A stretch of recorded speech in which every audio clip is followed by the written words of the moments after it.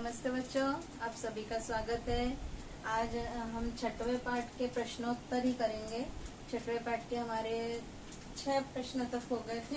आज हम 7वां और 8वां प्रश्नोत्तर करके पाठ खत्म करेंगे। चलिए देखिए प्रश्नोत्तर देखते हैं।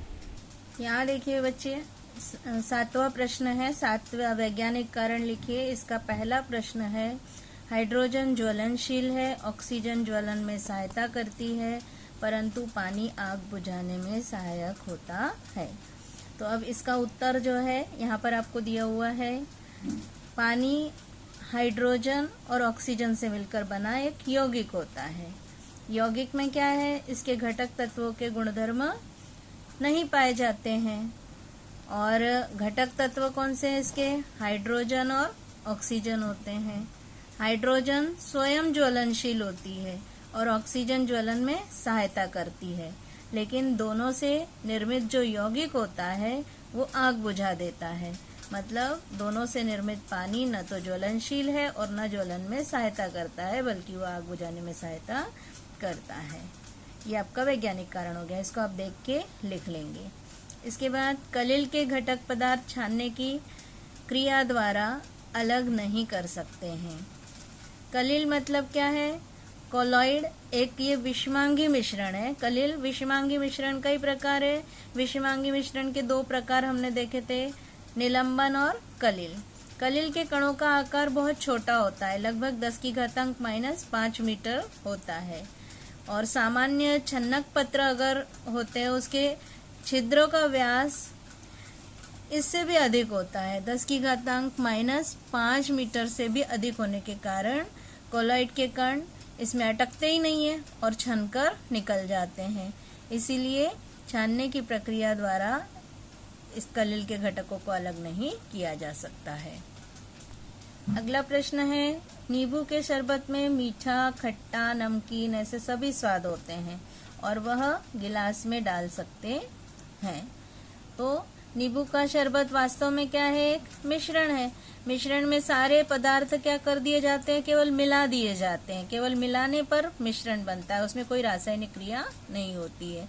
ये नींबू का शरबत कैसे बनता है? नींबू के रस, पानी, शक्कर, साधारण नमक से बनता है। यह शरबत बनाने के लिए रासायनिक अभिक्रिया नहीं होती है इसमें कोई। इसके कारण जो है सारे घटक पदार्थों के गुणधर्म उसमें पाए जाते हैं।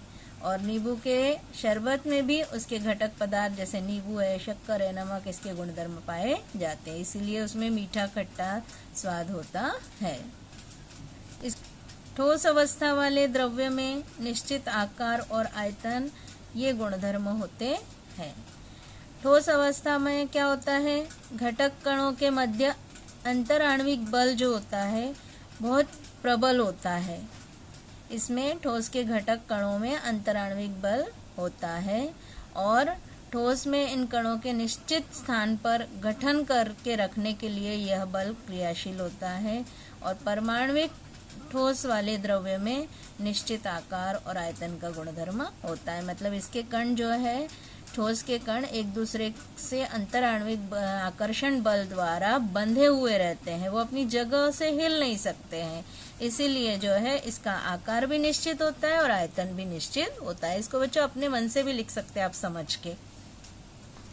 इसके बाद बच्चों 8वां प्रश्न है, नीचे दिए गए तत्वों की जोड़ियों से प्राप्त होने वाले यौगिक के अणुसूत्र तिर्यक गुणा पद्धति से प्राप्त करना है।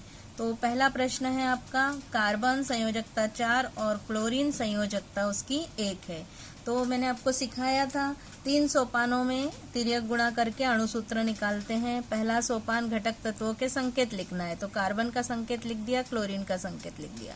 दूसरे सोपान में जो है तत्वों के नीचे उनकी संयोजकता लिखनी है, तो यही लिख दिया, इसके बाद इनकी संयोजकता लिख दी। तीसरे में संयोजकताओं का तिर्यक गुणा करना है, इसका इससे गुणा करना और इसका इससे गुणा करना। देखिए इसका इससे गुणा हुआ और इसका इससे गुणा हुआ, तो CCl4। एक मतलब कुछ भी नहीं, तो आंसर आया CCl4, अणुसूत्र आ गया। दूसरे का N संयोजकता 3, H संयोजकता 1। पहला सोपान संकेत लिख दिए, दूसरे सोपान में इनके नीचे इनकी जो संयोजकता दी हुई है वो लिख दी। तीसरे सोपान में इसका तिर्यक गुणा कर दिया, सूत्र क्या आ गया NH3। तीसरे में कार्बन की संयोजकता 4 और ऑक्सीजन की 2, ये दिया हुआ है। अब पहला सोपान घटक तत्वों के संकेत लिखिए, दूसरा सोपान में उसके नीचे इनकी जो संयोजकता दी हुई है वो लिखना है, तीसरे सोपान में इनका तिर्यक गुणा करना है, तो C2O4 आ गया।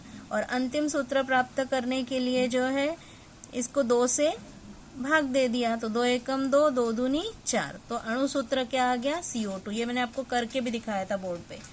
तीसरा जो है अगला लास्ट है, कैल्शियम संयोजकता 2 और ऑक्सीजन संयोजकता 2 है। तो पहले सोपान में सूत्र लिखे, संकेत लिख दिए, दूसरे सोपान में इनके नीचे इनकी संयोजकता लिख दी, फिर तिर्यक गुणा कर दिया। अब क्या आ गया CA2O2 अणु सूत्र आया।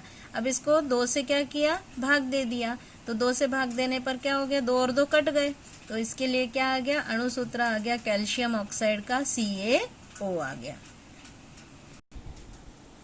ये बच्चों आपका पूरे पाठ के प्रश्नोत्तर हो गए। अब इनको आप अच्छे से कॉपी में लिख लेंगे और याद करेंगे।